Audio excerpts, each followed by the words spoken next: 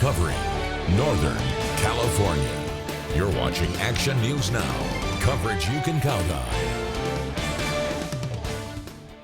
New details on a weekend murder east of Oroville as a suspect heads to court today. A clash in court between the Trump administration and a judge over the man mistakenly deported to El Salvador. I'm Natalie Brand with where the case stands, plus a new legal fight over the detention of a Palestinian activist who holds a green card. And Red Bluff city officials vote to move forward with a designated homeless camp closure. You're watching Action News Now at noon. New at noon, an arrest for copper theft at a local business. Officers from the Oroville Police Department's Community Strike Team arrested 33-year-old Jack Mabry for stealing copper from a business on Meyer Street Monday night. He was arrested Tuesday morning at a business nearby on charges of felony vandalism and possession of illegal drug paraphernalia. Also new at noon, we now know the name of the woman who was murdered Saturday night in Butte County. The Butte County Sheriff's Department has identified her as 32-year-old Dakota Morningstar of Oroville. Her accused killer, 43-year-old Curtis Morales, is due in court today for arraignment. Morningstar was found shot to death on Black Bart Road east of Oroville. Sheriff's investigators say she and Morales had previously dated and that they recovered the gun that was used in the murder. We are getting our first look at a Redding man arrested for child abuse. Yesterday, deputies served a felony arrest warrant at the home of this man, Adam Graves, on Sol Semite Trail in Redding. He was interviewed by sheriff's detectives and then booked on multiple charges, including statutory rape, 3 counts of rape, and 6 counts of sexual battery. Graves' bail has been set at $150,000. A live look now from the Doe Mill Road Alert, California camera showing mostly blue skies. We're seeing a little cooler temperatures today, though. For the very latest, we check in with Court Klopping. And that look, of course, was to the southeast across Butte Creek Canyon, just to the east of Chico, and now to the west from just to the east of Chico, looking over Butte and Glenn counties and the Deer Creek Highway camera. Mostly blue skies overhead now after we had some clouds flowing on through in the overnight hours. Now, for the most part today, we're seeing sunny skies at the moment, but there's the chance for a bit more active weather popping up in the northern Sierra this afternoon and evening. That's not the case in the valley, though, where we're just going to see sunny and somewhat breezy conditions for the remainder of the day. Now, right now, temperatures trending a little bit slower to warm than yesterday. 66 degrees in Chico, sunny skies, wind out of the south to 6 miles an hour. Those south winds, the Delta breeze influence, one of the big reasons why we're seeing a dip in temperatures today. 68 degrees in Redding, sunny skies. Right now, 65 degrees for Red Bluff with sunshine and 67 degrees in Oroville. It's not a whole lot of variety out there in the valley. It's mid to upper 60s right now, topping out mostly in the mid to maybe upper 70s heading into the afternoon with plenty of sunshine. So really nice out there for today. I'll be tracking stronger winds on the horizon when those are going to be arriving, and we'll see 80s returning in your forecast coming up in just a few minutes. All right, thank you, Court. The Red Bluff City Council voted last night to close the designated homeless camp at Samuel Ayer Park next week. The park, located next to Dog Island Park off North Main Street. The City Council voted for the closure March 18th, and after criticism, brought it back for discussion. Some people are worried about what happens next. It's better for the community to have the homeless staying here at Dog Island, because the other alternative would be to have people scattered throughout the community. They're going to have to find new locations to shelter, and it's probably not going to be where people want them to be.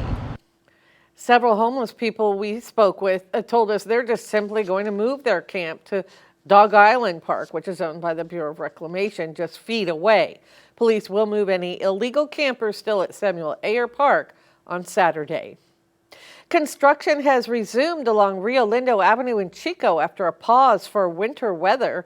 This week, workers started removing the old pavement and grading. Soon, they'll spread new asphalt. And you could see the loaders removing and shoveling the dirt here. Now, there are also plans for improvements to curbs and gutters, and sidewalks are being added. There used to be dirt. Now it's all sidewalk all the way down. And I'm glad they're putting the single light down there. And now the road's going to be nice. Then I can ride my bike. My husband can ride our bikes, walk and everything, and I'm happy they're doing this. The project will add a traffic light at the Rio Lindo and Esplanade intersection and more street lights. You are asked to avoid the area if possible while the work's underway. Money for the project comes from Measure H, the Gas Tax Fund, and the Street Facility Improvement Fund. The Chico Unified School Board meets tonight to discuss a variety of topics, including possible modernization and construction plans for certain schools. Tonight, the board will receive an update on the preliminary designs based on feedback meetings with staff for Citrus Elementary, Chapman, Parkview, and Rosedale. It also announced the selected construction company for the Little Chico Creek TK and kindergarten school construction. Trustees will also consider increasing their own compensation. Right now, they received a monthly stipend of $400. The proposal is a 5% increase to $420 a month, and that would cost the district an additional $1,200 a year. A Democratic senator from Maryland is on his way to El Salvador in hopes of visiting the man mistakenly deported to that country and held in a prison there. A federal judge said she's seen no evidence the Trump administration is complying with the Supreme Court order on the case. Natalie Brand has details from the White House.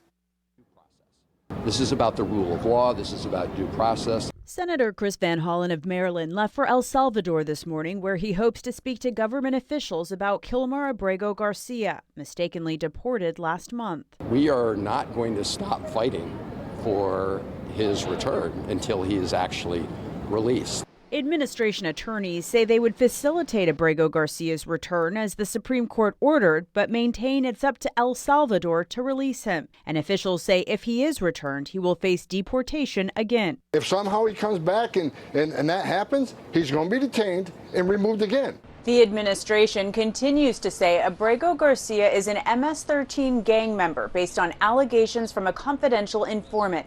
His attorney and family dispute it. Our family is torn apart during this scary time, and our children miss their dad so much. In a separate high-profile case, CBS News was there as federal agents took green card holder and Palestinian activist Mohsen Madawi into custody during a citizenship appointment. Attorneys for the Columbia University student told CBS News that federal agents cited a rarely used law allowing deportations if the Secretary of State decides someone poses adverse foreign policy consequences for the U.S. I want people to know that my compassion extended beyond the Palestinian people. My compassion is also for the Jewish people and for the Israelis as well. Madawi's attorney is petitioning for his release, saying he's being punished for protected speech. Natalie Brand, CBS News, the White House. A federal judge in Vermont has ordered the administration not to deport him or move him out of state pending review of the case. It is Rodeo Week in Red Bluff. Coming up next, a special guest joins us with what you need to know about the 104th year of Roundup.